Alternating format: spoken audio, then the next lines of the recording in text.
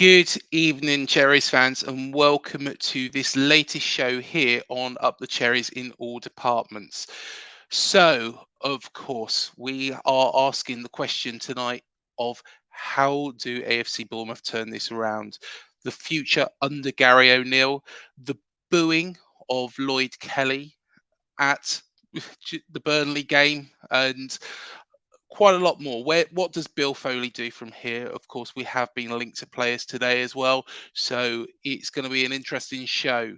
So I do have some guests. It is a free for all show, so please do join in.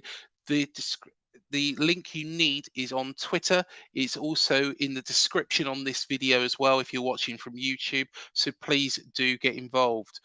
But let me firstly welcome back our first guest. Hello, Manny. How you doing, mate? Yep, I had to keep my mic on mute, but I am good. That is Thank you all very right, much indeed. Yeah, thank you very much indeed for having me. Happy New Year to you and to all the Cherries fans who are watching and other football fans who are watching. It's good to be back.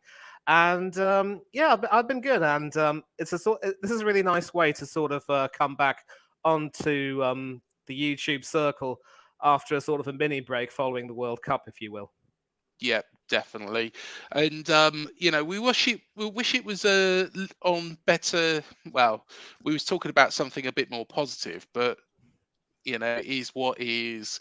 And welcome on to the show, Simon Ash and James. How you doing, mate? All right. Yeah, all right. How you doing? Yeah, all good. How you doing? Good. Happy New Year as well, guys. Happy New Year. We'll be at Brentford, of course. We'll be there. Excellent stuff. Excellent stuff. So, we have got a couple of people watching at the moment. Please do remember to share this video as well and share how people can get involved as well.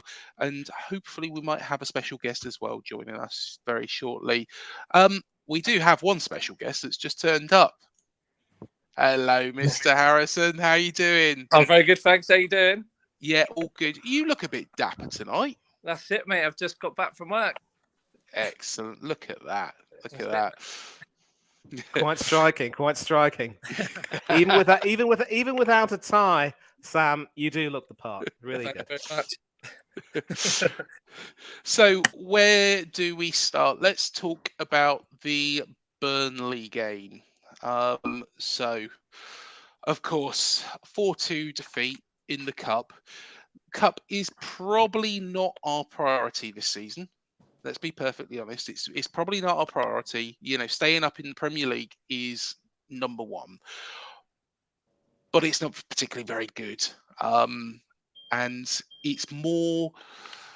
I think it's more the manner of the performance rather than the result, isn't it? Who wants to start? Yeah, obviously, as I said in my review, the goals we let in were just terrible, especially the fourth one. It was just unforgivable defending, really. If obviously the benefits of that game was we scored a couple of goals and we made some opportunities up top, but we're still leaking goals at the back. And yeah, I just couldn't believe it, to be honest. I thought when we got 1-1, I thought we had a chance, but then we just continued letting them walk through and put it in the back of the net. Let's look at, the first goal we conceded. And, it was in 5th minute, wasn't it? Something like that. Yeah. Yeah. What did you make of it? Who's that to? Anyone? Go for Sam, it, Sam. I think you might want to, yeah. The first goal, well, it was just, I think that's one, obviously, where Sensei came out of place and ran across and they just passed it through and put it in the back of the net. The manner of it was just poor defending. The defending is just, it is. You can't even compare it to like League One, League Two. You compare it to Sunday League. Well, we'll come on to that fourth goal, which I thought was atrocious. But Burnley kind of made a mistake of their own, didn't they? And James, what did you make of Burnley's mistake and Christie's scoring that goal, did you think we were back in it, or did you think that, we weren't playing particularly very well at the time? Even? Well, the whole game we weren't good the whole game. I mean, our forward playing stuff was, but we got the lucky goal. They made a mistake. The conditions weren't kind for either team because both teams were making mistakes. But yeah, we made it 1-1. Christie, a rare goal for him. I mean, he seemed to have found more goal scoring form this season than last, but because he got a few this season. But yeah, he took the goal well. It was a nice finish. It was a free one, pass across the goal. They overplayed it, Burnley, perhaps getting a bit overconfident because we were not pressing them or stopping them from playing out at will.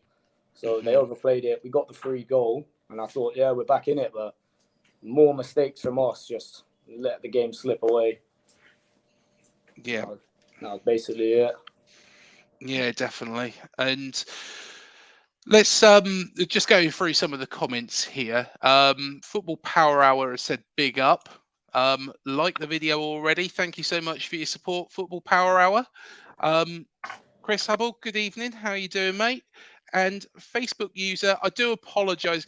When you do comment on Facebook, you might just have to put your name afterwards because unfortunately it doesn't seem to bring across your actual username. So apologies on that. I had only just mentioned to my daughter that I thought we'd started brightly when you stepped, Senesi. And yeah, thank you, Gary. Thanks for tuning in. So let's look at that second goal. And that particularly wasn't very good either. Lewis Cook, normally very dependable, normally solid, solid player, solid midfielder. I just don't know what went wrong, really. Do you want to go through it, Sam? Well, yeah, I think I just talked about the first goal, but I was actually talking about the second goal because that was obviously when Lewis Cook lost the ball and then sent it around across where Stevens was, both running the same man, let Brownhill walk through, tap it across to that Zuriri, and he put it in the back of the net, easy as that. It's terrible defending. Yeah, it was. And of course, 3-1 down by half time. It was always going to be a mountain to climb. To be honest, the third goal was probably the one with the least errors in it. Even though Billing shouldn't have really, shouldn't have allowed the player to put it through his feet, but it is what it is with regards to that. And then Gary O'Neill, who we'll come on to in a bit, made 3 substitutions at half time. And I said it at the time, I was sat next to you, Sam. It was very, very Tyndall-esque. It was a little bit like after that Reading and that Sheffield Wednesday game, after which, of course, lost Tyndall his job, that Sheffield Wednesday game. For the life of me, I don't know really what the aim of those 3 substitutions was. It seemed to work at first because, of course, we got the one back through Solanke, a good bit of work. But do you think that was panic decisions by Gary O'Neill? Obviously, something had to change at half time. So bringing on Moore, I'd say, was the right decision. Zamora hasn't been in the greatest of form. So obviously he brought on Stacey, who can ping in a good cross, especially when you brought Moore on. For me, of course, it was the sub for Sensei for Kelly. Thinking about it carefully, though, Sensei did make 2 awful errors for 2 goals, but still, I wouldn't have subbed him still for Kelly. Mm-hmm. That was the one that, for me, that was, very desperate. Yeah, it was. And Manny, just going to throw this out to you. When managers make 3 substitutions at half time, does that strike as a bit of a panic moment for them? Do you think that, it's a moment where they're thinking, I don't really know what I'm to do here. I'm going to throw on these 3 substitutions and hope it changes the game. I think you've nailed it, Craig. And there is a bit of a comparison here with the World Cup final when Didier Deschamps, after going down 2-0 and seeing his team ripped apart, especially down in the right side of the defence by Angel Di Maria and company, he took the decision to bring off Olivier Giroud and Ousmane Dembele. Dembele, in particular, he was being roasted, in fact, by Di Maria, who also had the better of Jules Koundé, and Giroud was just being isolated up front. So he had to bring on, I believe it was Kingsley Coman and Marcus Thuram, and I think in the second half, Randall Kolo Muani came on as well. I think you sort of nailed it in the way that sometimes if you make too many substitutions at half time, you are pretty much sending a message that you are starting to panic a little bit. And maybe that's sort of the equivalent of showing your hand, as it were, in poker. I think you obviously want to try and, focus on maybe 1 or 2 areas that would need some refreshing with some substitutes in that case. And I think Sam pretty much nailed it when he said that Moore coming on was quite sensible. Senesi coming off for Lloyd Kelly, probably not so much. But again, with Senesi having made a couple of errors, it probably was the signal that defensively they had to sort of, shut up shop a little bit. So maybe O'Neill was a little bit, panicky. But I'll tell you one thing. We deal with a situation at Arsenal where we scream out loud for Mikel Arteta to make some substitutions a little bit earlier. And, he ends up making some of those substitutions a little bit later than desired, and some of them can be quite inexplicable. I will give him credit. There are some occasions when he does make a few substitutions when he does perceive that things aren't going too well. Last night, Arsenal played Oxford United in the Cup, and we were held to a goal. We were held scoreless at half time. And it was only after he brought on Granit Xhaka and Alexander Zinchenko that we started to get a little bit of urgency in the midfield and attack, especially down that left-hand side. And of course, it was through that left that we were able to sort of start opening up Oxford United, and eventually we were able to go through them. I guess maybe O'Neill did panic a little bit, and that is a sign of a manager who is a bit experienced and who has been thrust into the top job all too suddenly based on the goodwill of his performances, especially after taking over Scott Parker. Maybe tactically he's starting to get found out, but let's also not forget you still have a long injury list. And even here, just taking a look at the Bournemouth page on the BBC Sport website, where I'm always really happy to see what you have to say, Mr. Beasley. You're making yourself very well known in a good way. I do like that. There's still no Morara Neto. There's still no Marcus Tavernier. There's no David Brooks, no Junior Stanislas, no Ryan Fredericks. And I'll tell you one thing. There are at least 2 or 3 or 4 players in there who are actually who have been quite pivotal to Bournemouth's revival. And so not having them currently in the team has created a little bit of, I wouldn't say a chasm, but certainly a small void, if you will. So O'Neill obviously has a problem having to work with some of the players he does have right now. And I think it was Sam who said that Zamora hasn't exactly been in the best of form, but then who could you possibly bring in? And, I just had a chat with my friend Ryan. He will be coming on later to talk about Corberan, one of the other options. But his Huddersfield team also have started a small revival in the Championship, and hopefully they will end up, surviving relegation. But they've had a few defensive issues, and they've started to, turn the tide a little bit, especially with long-time captain Jonathan Hogg coming back into the team. So it's also January. So if there are some finances, this could be the opportunity to try to get someone at least on loan. And I do believe that the likes of Jamal Lowe and Marcondes could also be moved on in the months. So there are so many factors to come into this.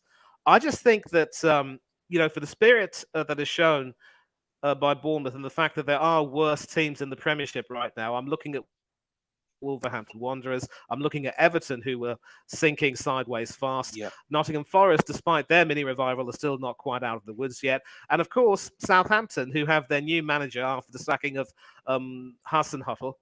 The new guy who's come in has a really tough job of things. So I still believe Bournemouth will stay up, but again, no team is too good to go down. I just think that once you get a few more players back fit, and maybe possibly if you need to strengthen in one area, make one purchase, maybe in the midfield, a good defensive midfielder wouldn't go amiss.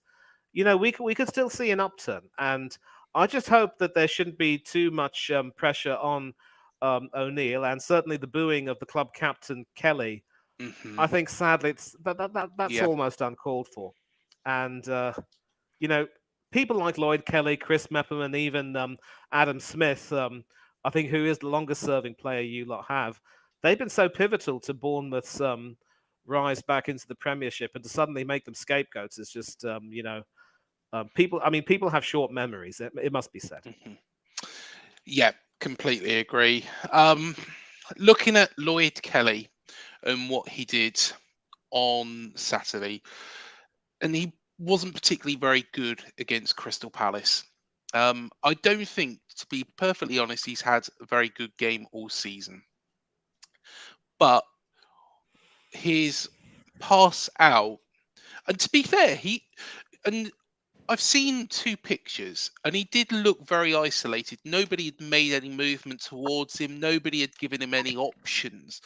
But he does spend too long on the ball at the back.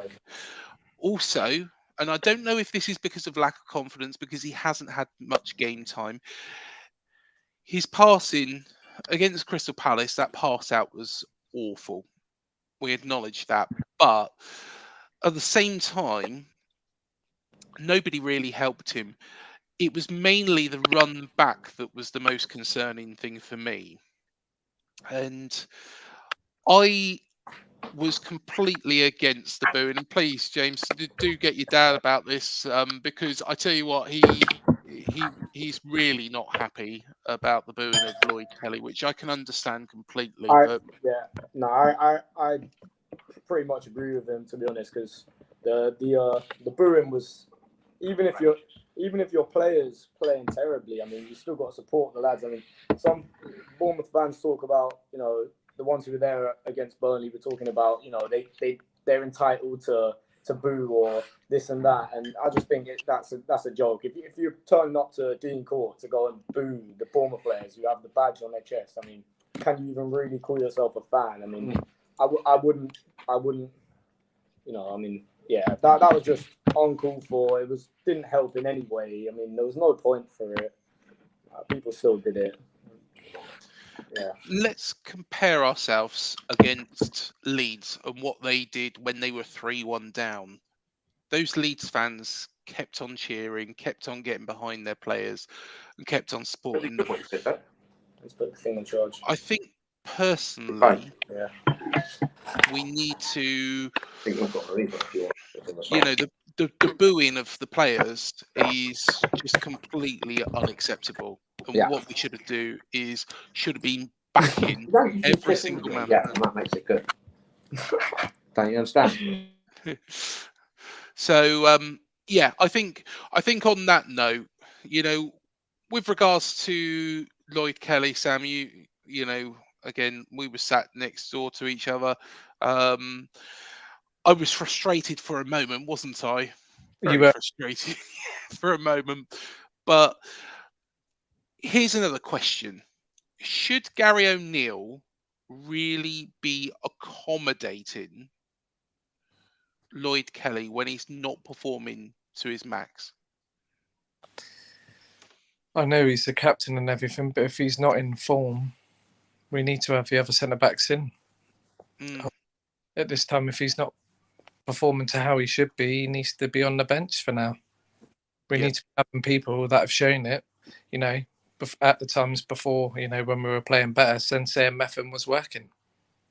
And now Kelly is back from injury, he is the captain. But if your other 2 defenders are performing, you can't just take them out because it just mixes up the balance. Yeah, completely agree. We do have another guest with us, and from Huddersfield Town's football channel, we have Ryan. How you doing, Ryan? Hello there. Yes, I'm great. Thank you. Thanks for having me on. It's a pleasure to be here. Not a problem at all, mate. And thank you so much for joining us. There, unfortunately, is a silly comment in the in the comments. What's it? Unfortunately, I think it's a spam bot, so we shall remove that. We're not interested in hot girls for you. So Goes without saying, you don't even need to mention that. But comment here from a Facebook user: we were all frustrated, Craig. No, it should be Metham and Sensi or Jack as a centre back. And this Stacey. was, yeah, Jack's. No, not Stacey. He's not even good enough to play right back for me. He shouldn't be on the pitch for Bournemouth.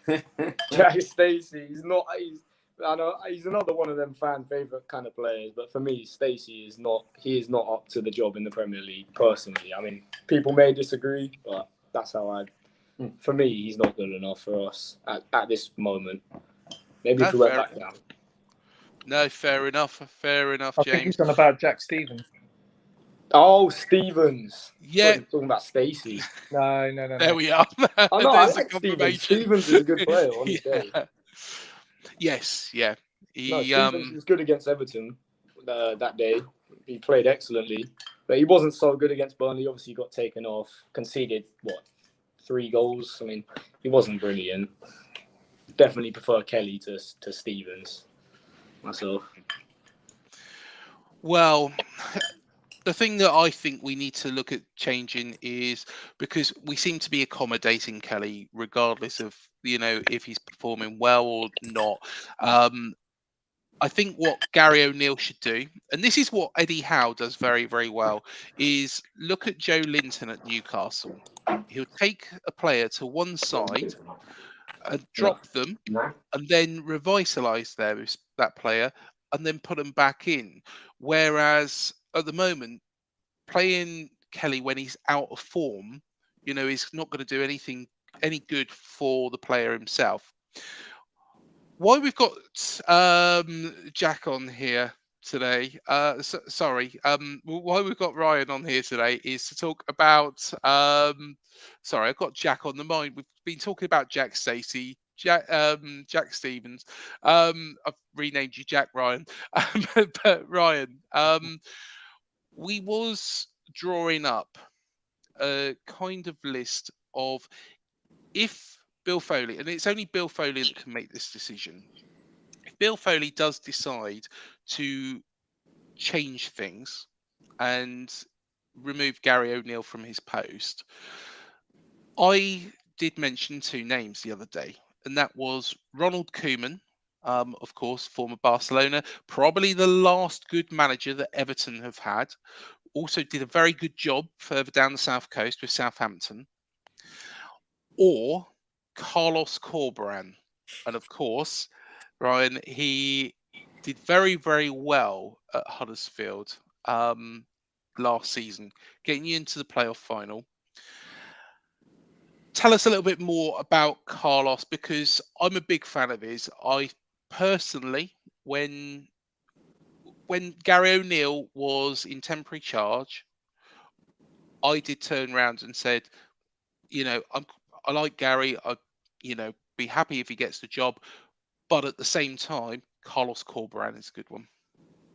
Yeah, absolutely. Obviously, Carlos, what an incredible job. Obviously, it took him time when he got obviously the situation he faced himself when he came in was a difficult one, but he managed to turn the tide. He managed to bring that togetherness back to the group. He got the best out of what he had at the club, definitely, because you could see it that we definitely overachieved last season. And the fact that he took us literally on the brink back to the Premier League, and had it not been for various decisions, which I'm not going to get into now, but we probably would have been in the Premier League. So yeah, what struck me first of all with Carlos when he came in was he managed to turn the tide very quickly, and it surprised me how quickly he did that. And then he obviously, with more time, started to implement that style of player that he wants to develop at the club.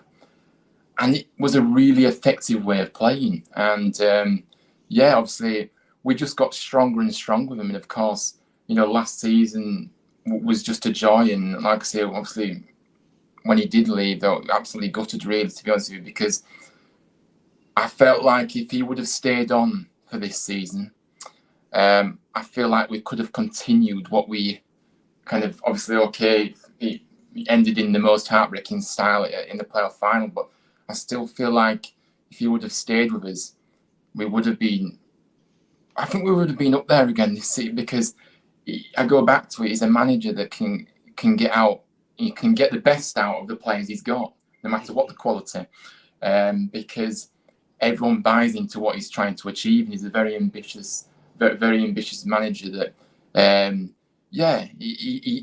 he brought the club back together, like I say, and I have nothing but praise to say about Carlos, to be honest. I'm really grateful for what he did, but it's just a shame the way he left us, unfortunately, which kind of still very hard to take. But yeah. Of course, he was the understudy to Marcelo Bielsa. Marcelo Bielsa was somebody I spoke to, Alejo Rivera, back during the World Cup, about Argentina, but also he was quite adamant at that point that Marcelo Bielsa was coming to Dean Court. Of course, it didn't happen. It might have been that Marcelo had the inkling, but it sounded very, very.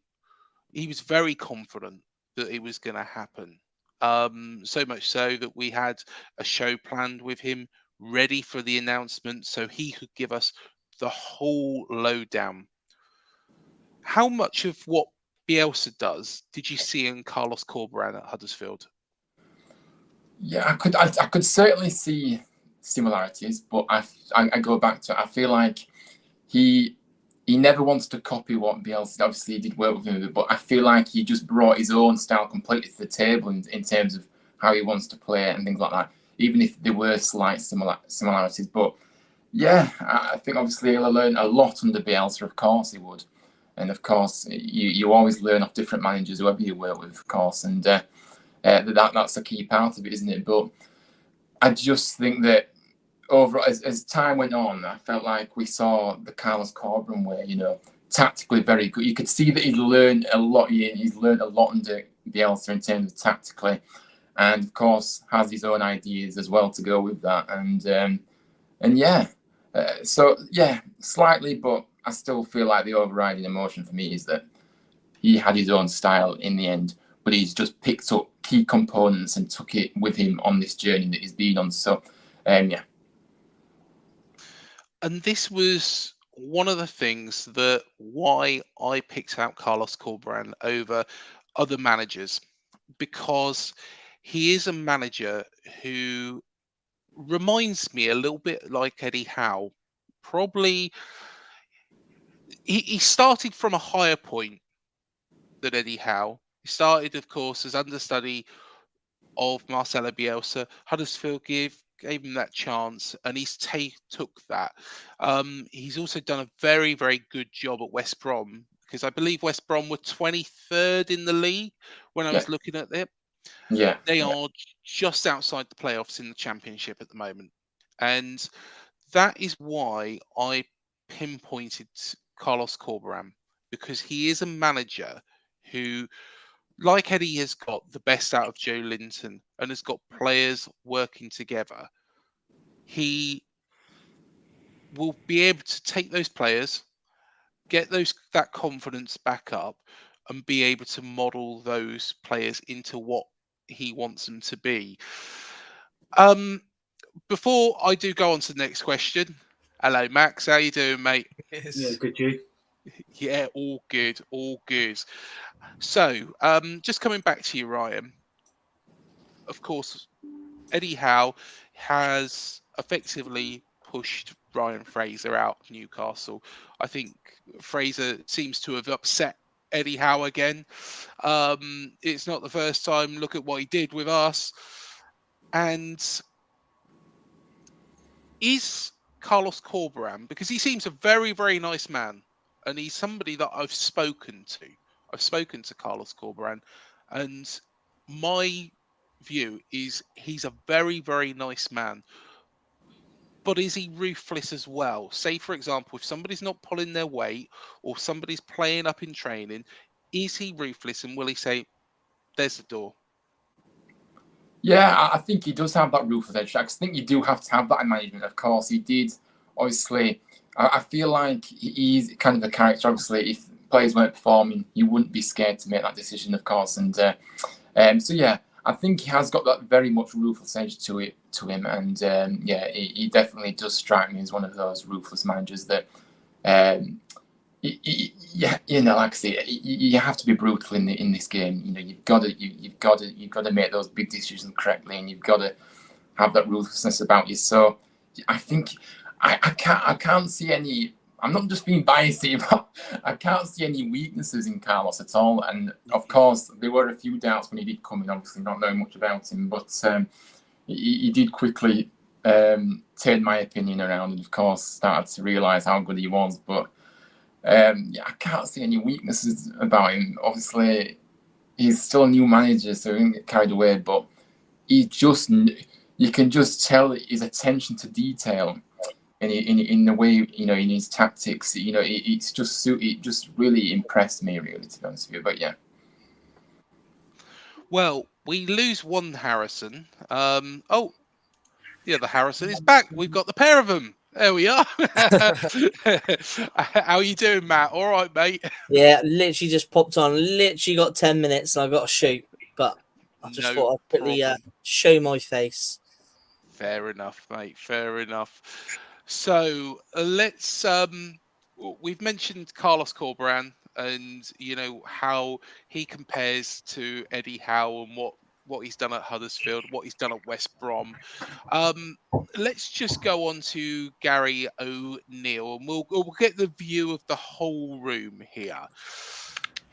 Gary O'Neill, took the caretaker's role, got that fantastic applause against Everton.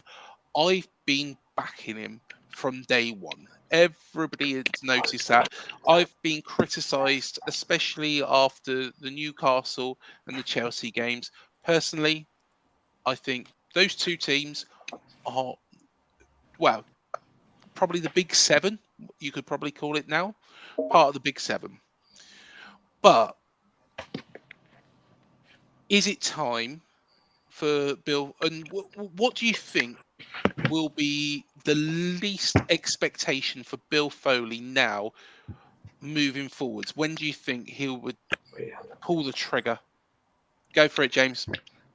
I think O'Neill, he's running out of road for me. He shouldn't have been appointed. He got appointed off the back of that Everton win, which Everton are poor. They're a poor side now, and he got appointed off the back of that. I mean, he hasn't got enough experience to really go the distance in the Prem and really go for survival in the Prem. He hasn't got, in my opinion.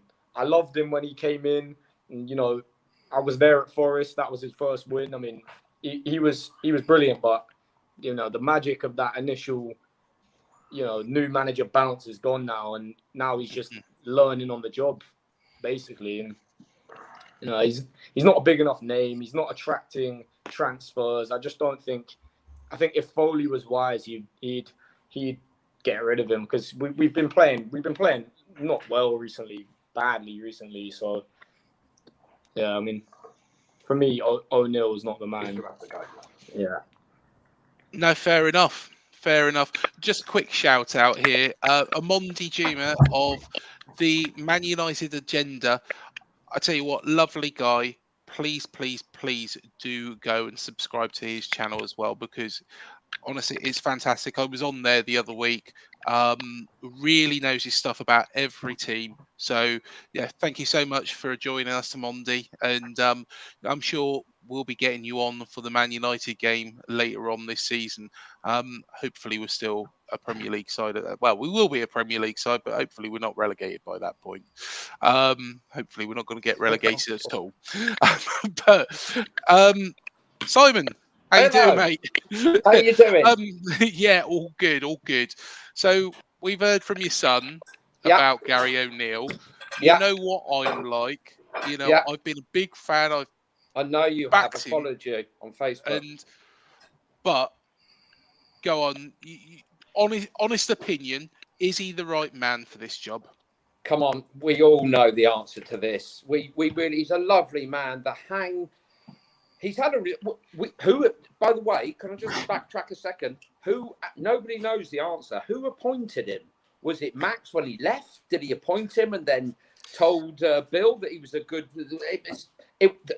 Bottom line is that appointment was mangled. It was botched, that appointment. Suddenly we had Gary O'Neill, very nice man. How many times in football does a caretaker manager get a bounce, then gets the job permanently, results hit the floor?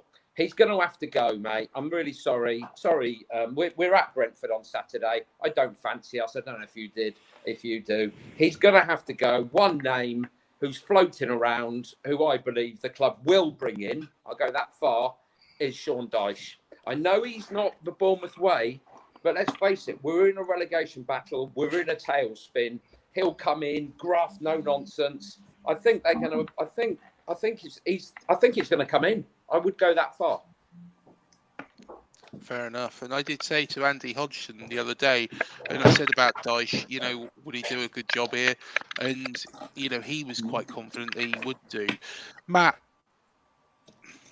Gary O'Neill, are we behind him, or are we saying that enough's enough? Or when does the trigger get pulled? Is it if we lose on Saturday? Is it if we lose against Forest? Or do we have to wait to lose all 3 games and the transfer window to close? I've been behind Gary O'Neill, as you well know. But it was hopefully going to be a bit of a fairy tale that has fizzled out now, hasn't it? It's the club's always been known for giving managers their first breaks. Obviously over the years, Redknapp, Pulis, O'Driscoll, obviously Howe, and all of them have gone on had a successful career in management. I think Gary O'Neill will, but I think he's possibly at the wrong level. You can see over the last sort of 3-4 games, he's falling tactically short. For example, by playing Billing wide when you've got a wide player sat on the bench, little things like that. And you can see in some of his press conferences recently after games, he looks physically drained. So I think the pressure's getting to him now. It's a shame. It's a shame, really, because I would like to have seen it work. And, everyone was behind him. But I think what Simon's lad said just before we went off, the bit of momentum for those 2 Everton games, was the reason why he got the job. But yeah, I think the trigger's going to be pulled. I think they're probably doing a lot of work in the background as we speak. And at some point the trigger will be pulled. I don't fancy us at Brentford. I'm hoping we get something. I really am. But Brentford have been phenomenal this season. Then we got the big one with Forest. And that's a very, very vital game, as we all know. If he's still in charge, then, he's got to get something. We've got to get 3 points. It's a real difficult one. Obviously, we don't really have a sacking culture here. We're not like Watford or anybody like that. So it's a bit strange to see quite a few managers come in and out over the last few years. Just going back to your point, Simon, a moment ago. Facebook user. We're not sure who that would be. I might know who that is. Yeah, I think it might be Gary Adam. Gary Adam. I'd say Blake or Hughes appointed Gary O'Neill. Probably sounds down the right path, doesn't it? I think, Craig, sorry, I think if you remember rightly, what we did read was that Blake and Hughes spent some time in Vegas, didn't they? They did, with Foley, and apparently that's where we heard that apparently the decision was made before Maxim actually handed the club over. I think he did let Foley have an input on the appointment. So we don't know then. We still don't know who was the actual, black and white owner when that appointment was. It's a mangled appointment. Whichever way you look at it, it's going to cost the club. But it's not the best time to to appoint go. a new manager in a transition of a purchase of a club, is it? They probably would have been better off waiting until now, basically. Still have him in interim charge now and let Foley make his own decision. Yeah. Would have probably been the best bet. Should have. Who are we going to next? Let's go to Max. Max? I'm going to buy you a light bulb. Yeah. You're sat there in the dark, mate. But what do you make of it, Gary O'Neill? Personally, when I came on these free falls with you like a couple of months ago, I thought it'd be he might, because he got us a couple of good results at the start of the season after the sacking of Parker. I think it was like 7 or 8 points he got us, wasn't it? But as soon as he's been put as a permanent manager, I think he's had all like the pressure on him, and that's what I think probably mostly got to him. Personally, when changing in the game and that, when I've gone to watch the games and I've like sometimes not gone to the games and watched it on my phone, like he's not making subs till like 75th minute, and I'm like, how comes he's not made changes earlier? Like, especially like when we're losing, like we're playing Burnley, it was what was it? Yeah, we're playing Burnley, and it was like 3-1. We were 3-1 down and it's 3-2. Then as soon as they got the fourth goal in like 65th minute, he still hadn't made any changes. And I'm like, we're losing from the same thing. Why don't you make some changes? See if we can get something from the game. And it wasn't to be. But from overall as a manager, like what Matt's saying and all you guys have said in the room, we don't start picking up points against Brentford or Forest. Well, obviously, probably most not Brentford because they're top 10. But I mean, if we beat and we got Forest after that, so if we can beat them in to get promotion at home, then surely we can do it again. But you never know with Bournemouth. The thing is with us is we play a lot better against the top teams, but when it's the bottom teams, we struggle. I don't know why, but it's football. Yeah. Sam. Well, yeah. You sat very patient, but go on, go for it. He's a nice bloke, but at the end of the day, yeah, it's a big job to take on for his first job. A small club in the Premier League trying to stay up. It wasn't easy, and fair play for him to obviously step up and go for it. But for me, yeah, he has to go. But obviously at this point in time, it's very difficult to bring in a manager. I want to have the job to choose who's going to be the next manager anyway. Who it's going to be, I haven't got a clue. But yeah, lovely guy, but he does need to go. And when, I don't know when he is going to go.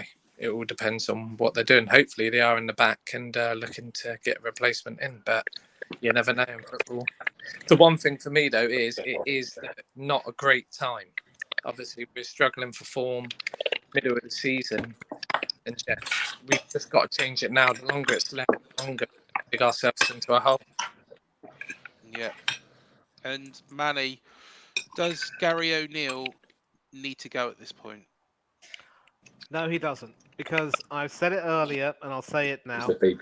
As bad as the run of form you lot are having, you just need to remember that there are a few teams in that very lower part of that Premiership table who were doing very poorly indeed. I've mentioned Everton, I've mentioned Southampton, both teams that were in fact managed by Ronald Koeman, who's another possible candidate that you touted, Craig. And given that he has just started work managing the Netherlands, there is no way he will abandon that to return to the Premiership. I mean, there is no doubt, obviously, that before things started to go a bit badly at Everton, his stock was quite high as a manager, especially given what he did at Southampton. And even at Everton, in his first season, he actually did really well over there, enabling them to qualify for the Europa League. But then things sadly went down sideways fast. But he seems to enjoy working a lot more with the Dutch national team. And of course, he's come back to replace Louis van Gaal, who will be, I think that this might be the last time we see Van Gaal in management, because he is, of course, battling cancer. Hope he has a full recovery, of course. And this is something that appeals to Koeman a lot more, so I don't think he'll be an option. In addition, let's bear in mind that given the Bournemouth started the season with Scott Parker, and then he got sacked, and then Gary O'Neill's come in to steady the ship, as it were, and then we have this poor run of form. Do we really want to have a situation where you have 3 managers in the season? It happened with Watson. You talk about the sacking culture. They started with 1 manager. They sacked him. They sacked him and brought in Ranieri. He couldn't do a job either, and he had to leave. And then there was another manager who ended up taking them all the way down to back to the Championship where they are right now. That was last season, mind you. So I really don't believe that when you consider the turmoil that the club were in when Scott Parker had just been sacked and how you were led out of it by O'Neill. To get rid of O'Neill right now would be to plunge the team into an even bigger crisis. And I've mentioned as well that there are some injuries which are playing a bit of a role here. So I think O'Neill has done more than enough to stay at least until the end of the season. And then if, the club decides that they do have to go in a new direction and, the trigger has to be pulled, as you would say, then so be it. Although I would like to see O'Neill stay on as an assistant under the new manager who could work with the new manager and maybe, keep that connection with his players and himself and the club alive, as it were. So it wouldn't really be fair.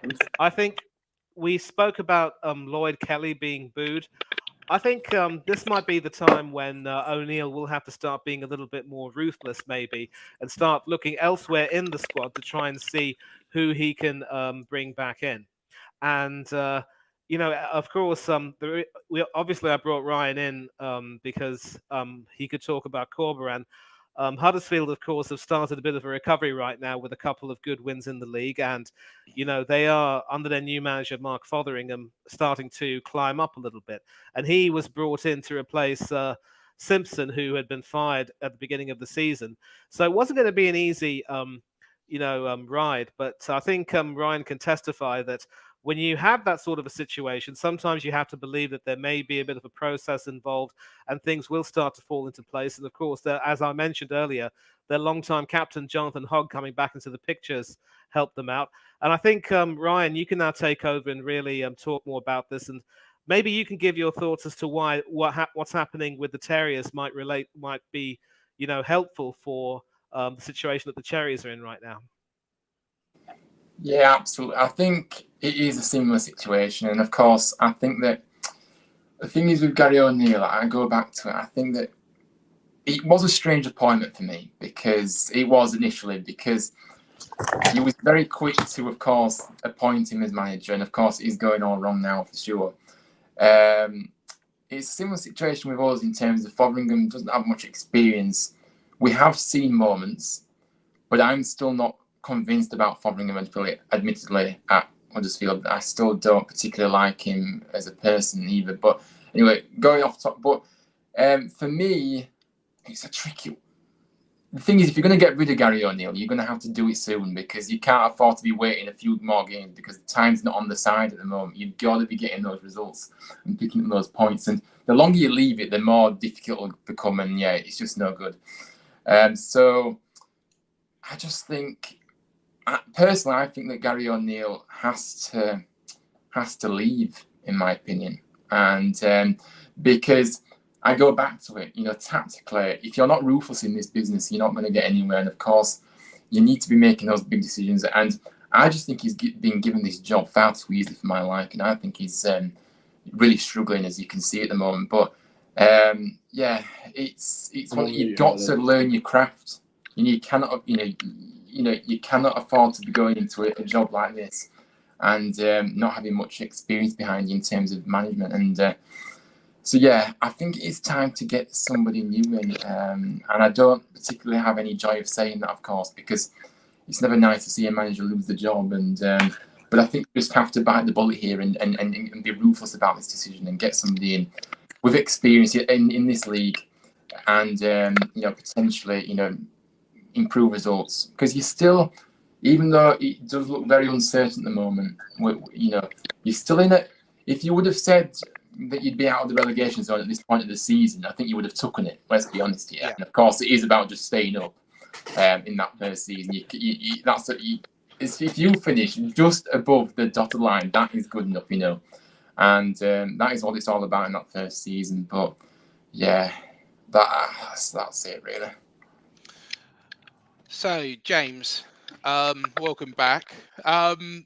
Who do you think?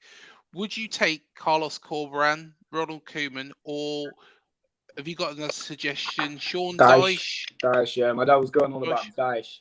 I mean, Mhm. I like Corberan. I do like him a lot, but isn't he with West Brom? He is, yeah. I mean, Yeah, it'd be difficult to get him out, buy him out of West Brom. I mean, I don't think that's really. It's not likely to happen if we're being honest. So we got to be real with these things, and I think Dyche would give us a good, strong fighting chance of staying up. He kind of combines that tough northern, rugged style with our good southern way of playing. I think it would be actually quite a good match, and I think he'd give us a good, strong chance of staying up. He'd make us ugly. He'd drill the team. We seem to just be making sloppy mistakes at the moment with O'Neill, and you can just see the experience is not there. It's not showing. We need a stronger figure there on the sideline battling, and especially, let me just say one more point. With VAR this season, it's always been against us. The whole season, we've been getting rigged by VAR week in, week out. And I think a big name like Dyche on the sideline, fighting for us and fighting for Bournemouth, it'd be massively helpful for the club, in my opinion. Anyway, I think Dyche or just someone like that with more experience. I think O'Neill has to go regardless of who we bring in. And yeah, that's my point of view there. No, fair enough. The only thing, and why I would probably say that Dyche might not be the right man for us, is that the Burnley way evolved over so much time. Now, Vincent Kompany this year has changed that, but he's had a whole transfer window. If we threw Dyche into the mix now, at this very point, have we got the players to benefit from what he can bring? Because no doubt, if he had time, if he had a whole transfer window, he'll bring in some tough players, some strong players. And I think he would do a good job. I've got no doubt about that. But I don't know. Have we got the players to play under Dyche at this moment in time? Is that just out there?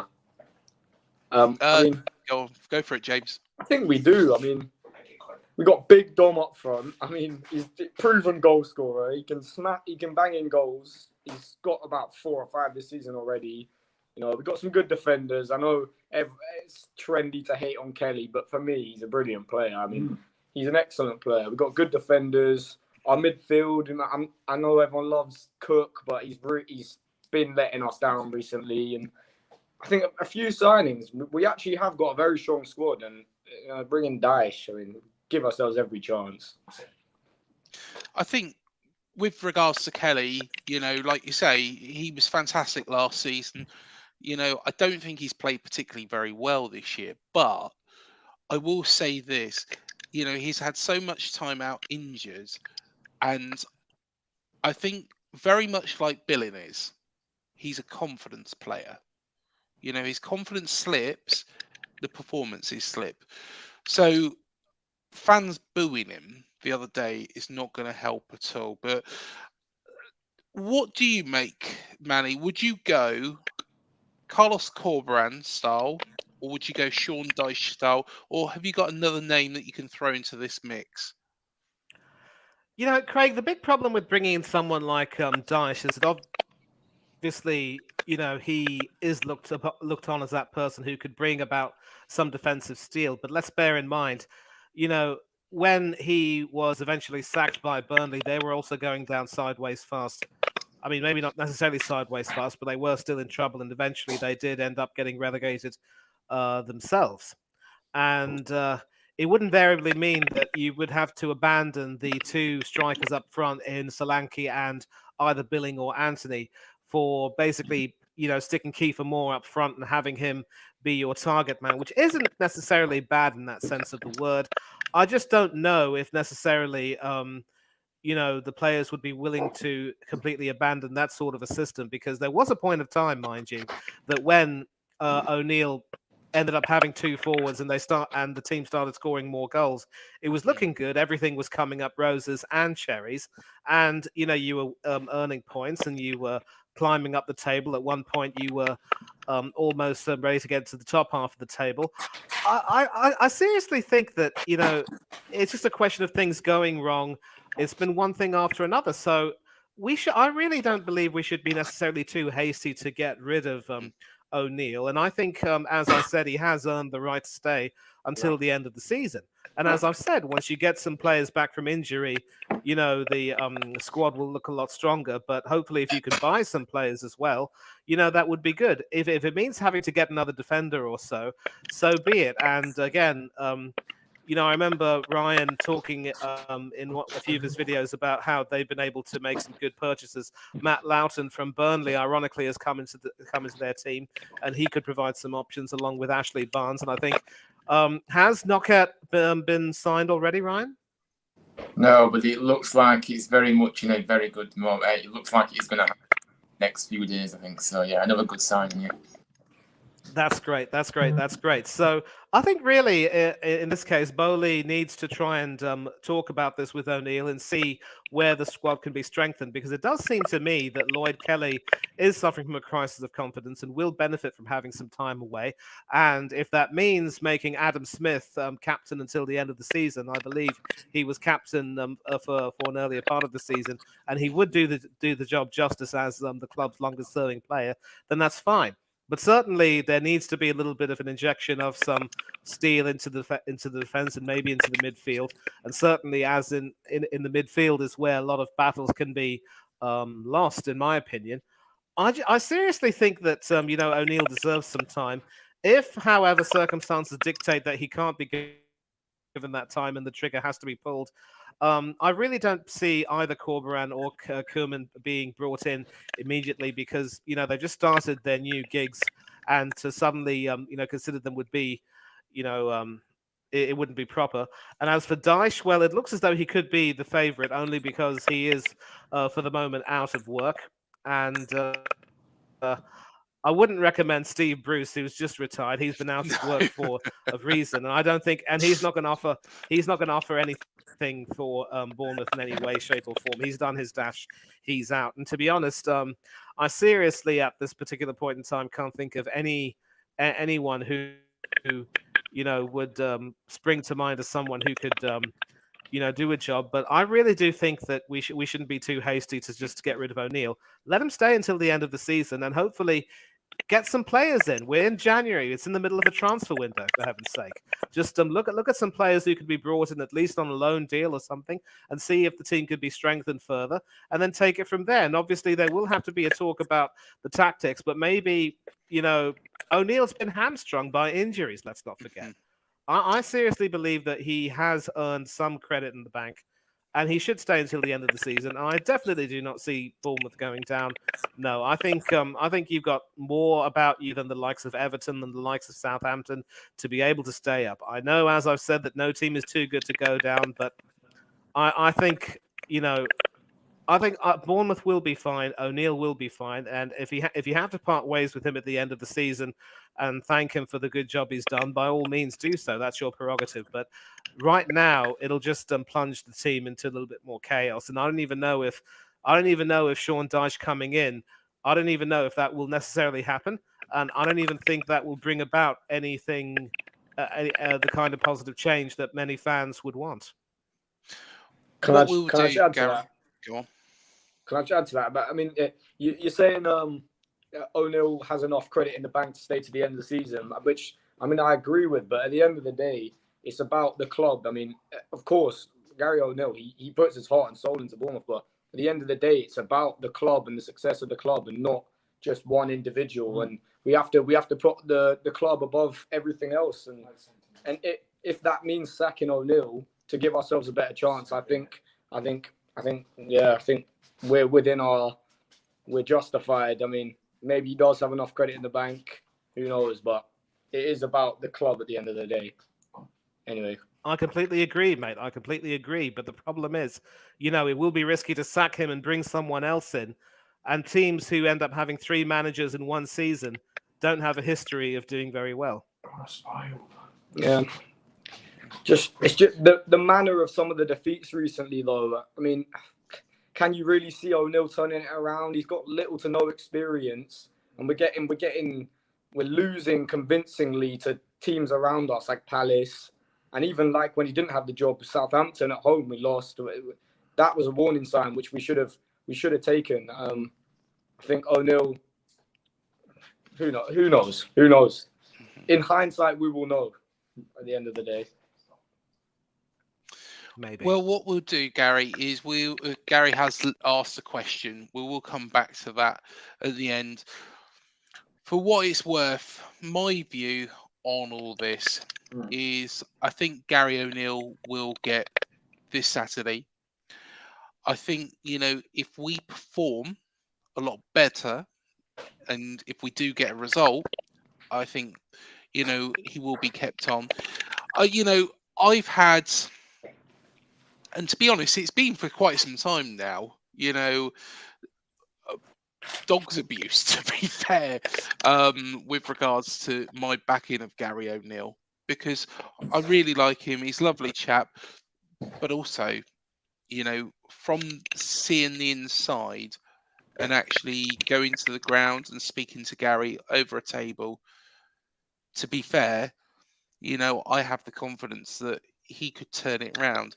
It's whether or not Bill Foley gives him that. And I think if Saturday doesn't go well, then, I can't imagine him being in charge much longer. It's just the way I think the American owners may manage the club is that, and if you look at, and I don't know if any of you guys have looked at what Bill Foley's done at the Vegas Golden Knights. If things go wrong, he's ruthless. He is very, very ruthless. So I'm sure, he probably have made his mind up of what time scale. It doesn't matter what I say. But, Gary has my full backing, and I think he's done a very good job from a very difficult position. But I think Bill Foley will be ruthless. One thing I will say though, and I throw this out there, I don't think this will be a prolonged managerial appointment like Gary O'Neill's was. What I think it would be is I think Gary would leave one day, and I think the new manager would come in the next day. Now, if the club are going to go after a manager who's already got a club, say, for example, Carlos Corberán, that is going to come out. So you could well be right, James, and your dad might be right as well, that they might go for somebody like Sean Dyche, who is unattached at this moment in time, because it won't bring out that speculation, it won't bring out that rumours. But that's my opinion for what it's worth. But I think it will be one day Gary leaves and the next day a manager's appointed. And I think everything else, there'll be a point where Bill Foley's working in the background to work out who. And what do you guys think? Do you think that is the way it would happen this time around? Yeah. Yeah. Obviously, with an American owner, Craig, as you mentioned, they are ruthless for a reason. And, they come from a culture where, history means nothing at the end of the day. If results here and now aren't good enough, you end up having to pay the price. And I think Bowley might not be any different.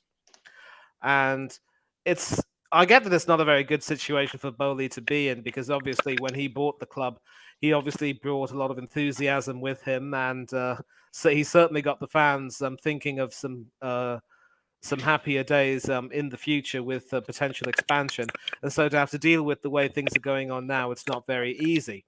But I mean, that's with Foley. With Bowley at Chelsea, obviously, I would say that the problems that Chelsea are undergoing right now are sort of because of him, because of that big call he made to get rid of Thomas Tuchel, and how they're currently struggling under Graham Potter, who seems to be proving himself to be more and more a bit of a mismatch for Chelsea in a way. His style of management is really suited to middle of the road teams who can definitely punch above their weight. But when you're talking about a big club like Chelsea, you need to have some sort of a je ne sais quoi. And they've been ruthless in sacking managers who haven't been up to it, notwithstanding the fact that they were appointed earlier on that season. I think Foley obviously, like when he came, no, not Bowley, Foley. Foley obviously came over here over to Bournemouth and was doing whatever he could to try to imbibe in that kind of culture. I know he probably would have understood that with Bournemouth's history and the situation, it would be a question of not wanting to have too much too soon, and certainly staying in the Premiership would be key to survival. At the end of the day, I think he might be the best judge in that regard. He might probably decide after a certain point that we will have the club will have to try something new, and it does happen to every owner. It does happen to every manager as well. I only hope that whatever he decides to do, I'll finish and I'll come to you. I'm sorry about that, James. Whatever happens, I just hope that Foley will. I just hope that Foley will be able to have a real heart-to-heart with Gary and really just make it very clear where they both stand on this, because I would hate to see any kind of acrimony being involved in whatever managerial decision Bill Foley will take. James, go ahead, mate. I just think you were saying like it may have to come to him pulling the plug, and I think it will come down to Brentford on the weekend. I think that is do or die for O'Neill. I think if we don't get a result, at least a result. If we play well and lose, I think that'll be it. I think that'll be him done. I think we need a result, at least a draw. And I think that's going to be difficult. I mean, it's not an easy place to go. Liverpool just lost there. So it's a tough one to be your final decider. But I think this is it for O'Neill. He's got to get a result against Brentford or he's gone, because we don't have time to waste. Oh, I think we just lost you there, James. Can you hear me? Yeah, we can hear you now, but we lost the last little bit. No, I was just saying O'Neill, he's got, I was just saying it's his last chance with Brentford, in my opinion. I think you may have touched on it earlier. I think it is his final dance. And if he can, trust me, I love being proved wrong, but I don't think we're going to get a result there. Trust me, I want us to get a result there, but I don't think we will. And I think that may well be the end for O'Neill. What we'll do is we'll go back to Gary's question, but Manny, whether I agree with you or not, I've missed talking football with you, my friends. Not keen on that Paddy Kirk much, though. Thanks, Matt. Neither am I, Matthew. Neither am I. Don't worry about it. I don't look like Paddy from Emmerdale. I don't know where this has started. Right, let's go back to love the show. Thank you, guys. And let's go back to this question. So we'll round up on this. Kelly needs to know which position he should be playing in, left back or centre back. That would help. Players are being played out of position all the time. Kelly, Smith, Billing, Lerma, etc. Annoying when we have players in those positions kept on the bench. What are the panel's thoughts? And that's from Gary. I'll leave the question up, actually. Who wants to go first with that? I mean, as the Bournemouth fan, I think I'll say here. I think O'Neill, sometimes his player selection is sometimes atrocious. I mean, that Burnley game was cooling out for Moore, and he didn't even play. He didn't even start, should I say. He did play, but he didn't start, even though, I do think Kelly's best suited at centre-back. And, Smith playing at left-back, it's all a bit of a flipping it's all over the place sometimes with O'Neill's selection. So yeah, I do agree that is frustrating. What do you think? Who wants to go next? Hard to say, really. I mean,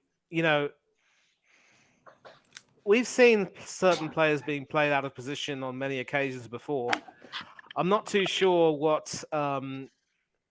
I mean, Billing obviously being played wide is not really the best idea. But then when you have Solanke and Anthony and Billing, 3 players for 2 positions, and you want to play them all, I mean, maybe sometimes it's always best to go back to basics and just keep one of them on the bench and bring them on as an impact player, really. And of course, maybe he wants to try to use Kiefer Moore as more of an impact sub as well as the big target man, but maybe Moore also needs to be given a few some more minutes to see if he can try and get through defenses and see if he can have more of an impact, really. And of course, there's a comment over here. Lloyd Kelly is composed and talented, and Dembele, who came on, also looked tidy. I really don't. It's one thing to play 2 people and a few people in different positions for tactical reasons for one game, but to try and do it for a certain run of games, it doesn't really make too much sense to me. But again, he's being hamstrung, in my opinion, by the fact that he doesn't have some of his best players available to him. So again, I'm still eager to either get some players in the transfer window on loan or just wait for a few people to come back fit. And with a stronger squad, I think things can get better. But again, as James said, if things do end up going even worse with a loss to Brentford, then maybe the circumstances could dictate that you can't wait any longer. I'll have my say on this. And one thing that I would say is maybe we should take it back to basics, but players should be able to be adaptable. There's certain things that players aren't going to be able to do, but every player should be adaptable. We saw it with, say for example, Solanke has been adaptable in the past. We've seen it with the midfield. Like Billing, I can understand why that change would be made. But I think we need to take it back to basics at this point in time. But one of the best men for doing that is a man that we used to have, which is Eddie Howe. And actually, Ryan, while I've come to you last on this, I think one of the other best men for doing this is a certain Carlos Corberán. Yeah, absolutely. I think that, for me, Carlos Corberán would be a good appointment for Bournemouth. I know that's quite bold, and of course it will be difficult to get him in with him already just starting a project really at West Brom, but I don't think that he will turn down a job in the Premier League if he got given it right now. Despite there's no loyalty in football anymore, is there? So for me, someone like Corberán, but probably Sean Dyche should probably say, but yeah, he would really hit it doesn't take him long to find his feet in a football club, and he proved that with us, despite all the troubles that we had when he first came in, of course, and he managed to turn the tide very, very quickly and get the players performing the best they can. He just worked his magic. So I don't know. I just think Corberán, I'm not being biased, but I just think Corberán would be the best. But I don't think Sean Dyche should be coming in, because I just think he is experienced. And of course, he has done well with Burnley, but I just think keeping Gary O'Neill is a risk.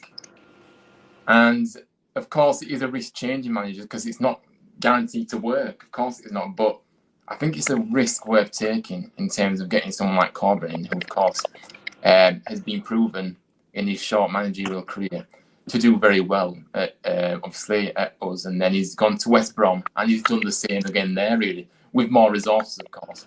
Let's not forget that. But, yeah.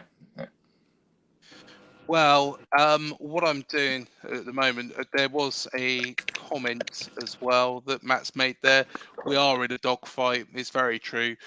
I think we're in a dogfight with four other teams. Those teams: Southampton, Everton, Forest, and Wolves. I think West Ham will pull clear. I think Leicester. I don't think will get pulled into it, but I think we need to finish. I think Everton and Southampton will go down, and I think we just need to finish above at least one of the other two. If we do that, we should be okay.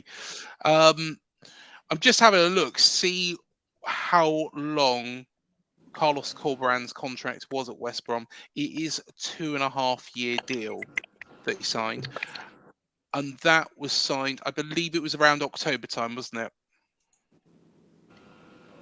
Yeah, I'm not sure when he came in actually to West. I can't remember now. I'm just having a quick look. I think it was October, but he would be my pick if they have to make a change. That is what I would say. Is he would be my pick, probably over Koeman, probably over Dyche, because he plays the way that our players are suited to, but also look at his results. If you want a little bit of Bielsa, and some fans were right behind Bielsa. Some people were so excited about it. You can have that Bielsa, but you can have it with a man who can provide that longevity, and also, he's a brilliant manager. I've been a big fan of his.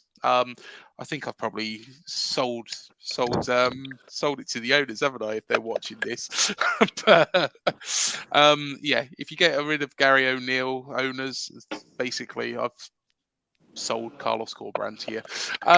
But yeah, thank you everybody for joining us. Thank you, James, and please say thank you to your dad as well if he's around. Will do. Cool. Thank you so much, and we'll see you on the next one, mate. Cheers. And just before you go, Ryan, are you okay to tell everybody where they can find your channel? Yeah, of course. Yeah, like I said, thank you for having me. It's been a pleasure to come on and obviously give you my take and opinions on things. But yeah, so you can find me on my channel, Huddersfield Town Fan TV. Like I say, I do match previews, review shows. I also looking to do fan cam starting this weekend. Of course, we're going to Hull on Saturday, so I'll be doing a fan cam after the game. So yeah, but yeah, plenty more content coming from me. But yeah, that's where you can find me on my channel. But yeah, thank you for having me. No problem at all, and you're welcome on this show whenever you want, Ryan. But make sure that you subscribe, and also I'll make sure that in the channel listing, when I sort that out later on, it will be in there as well. It's just like a little sliding scale with all the channels that we've been on. I need to add a couple on there, so yeah, you will be added. Don't you worry, mate. Yeah, thank you very much. Take care of. Cheers. See you later. Thanks so much, Ryan. Take care. Cheers, And mate. then there was two. What we'll do is we'll just go through some of these comments. We need Neto's experience back between the sticks. He could be like a new signing with the right defenders in front of him. Very, very true. And actually, that it would be a brilliant to see Neto back as soon as possible. I think I did make a point earlier on when I was speaking to somebody from Bournemouth University that maybe we need to get a goalkeeper on loan. And I know this sounds ridiculous now, but hear me out here. Get a goalkeeper on loan to loan Mark Travers out. And what I mean by that is Neto is number one. Get a goalkeeper in who has that confidence, maybe from Europe, somebody who can step up and send Mark Travers on loan to a championship side where he can get his confidence back, and because there's a great goalkeeper in there. There is a great goalkeeper in there. I have no doubt behind Mark Travers' ability, but I think personally, what we need to do is get a loan keeper in to loan him out. But Neto is number one. Yeah, here's the issue I have with that. When Neto came in, I was actually quite impressed by him. And I was one of the few people, I think, on our free-for-alls who said that Neto's arrival and his subsequent, entry into the team has certainly made a big difference. I mean, he had to come in, I guess, after that horrible result against Liverpool, I think. And, he did steady the ship. I think there were one or two moments where his goalkeeping wasn't really the best. I do seem to remember, I don't quite know whether it was against Fulham or another team. I think it was a corner which was sort of, played in, and the shot which was sort of hit a goal. And Neto's handling was quite weak. It sort of seemed to brush his right hand and go into the goal. And that was probably one mistake he made, which wasn't expected for a guy of his experience. And so I obviously would like to see Neto coming back. And I do see the wisdom in sending Mark Travers out on loan. My big issue is, though, is there any goalkeeper you would be willing to buy or get on loan who would be willing to accept a situation where, with Bournemouth now out of both the league and FA Cups, that he would end up being second choice for a whole season and not really get too many games to play? I mean, you literally would have to go from pillar to post to find such goalkeepers, and maybe you will find them if you look hard enough. The only problem is I just don't know who would necessarily fit that bill. And that segues back into the issues of, O'Neill and Foley having a bit of a discussion. And hopefully they will, come to an agreement on some players who could be brought in to strengthen the team. And I think with Travers, he is an Irish international, although I think he might be behind both Gavin Bazunu and Queeman Kelleher in the pecking order for the Republic of Ireland. But certainly there is some talent in him, and he might need to obviously go back to the Championship, find another club over there to sort of play a few games and get some confidence back. And I do see some wisdom in that. The only problem is I just don't know off the top of my head who'd be able to come in and do a good job. Certainly no Premiership goalkeeper springs to my mind. Well, you might have to look. One did, Who was Manny. that?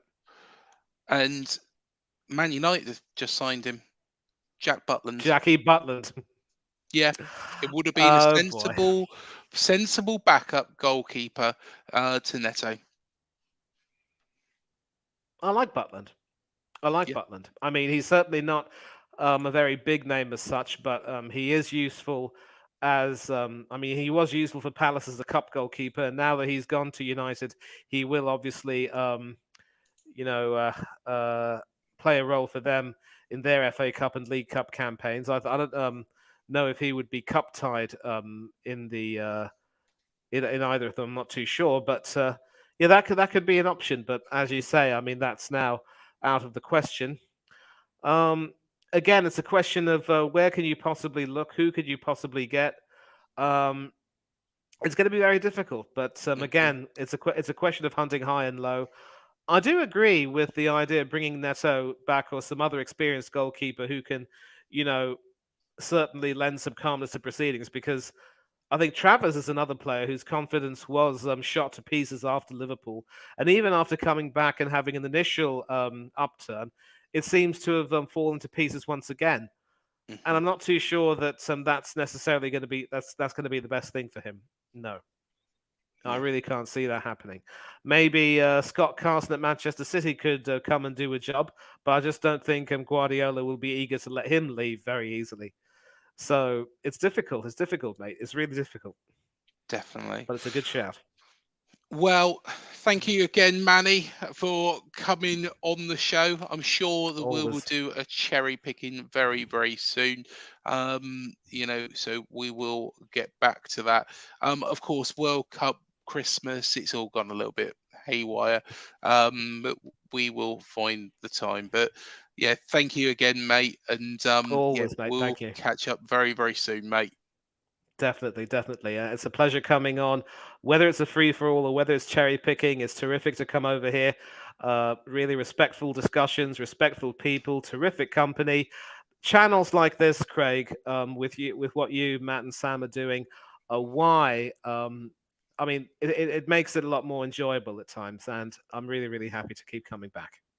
No, thank you, and we're proud to have you, and thank you so much. It's lovely to have you on this show. Always, mate. Thank you. All right, see you soon, mate. And thank you, everybody, for joining us on this free-for-all show. Please hit the like, the subscribe, the bell button. Please share this video around all of your mates as well. And please do keep subscribing. That subscriber count is going up and up and up and up and up and up. So the quicker we can get to 700, the better. We're only 11 away from that, and then we're on the road to 1,000, which will be very, very nice. You know, it's taken some time. Please do check out all of our previous interviews. Of course, I interviewed Trevor Watkins along with Matt a little while back. We also had Charlie Daniels on the show, Harry Redknapp, Eddie Mitchell, Sean Teal. I've probably missed a couple as well. Steve Cook, and how could we forget Steve Fletcher? We can't forget him. But until the next video, thank you for joining us, and we'll see you then. It's been a pleasure.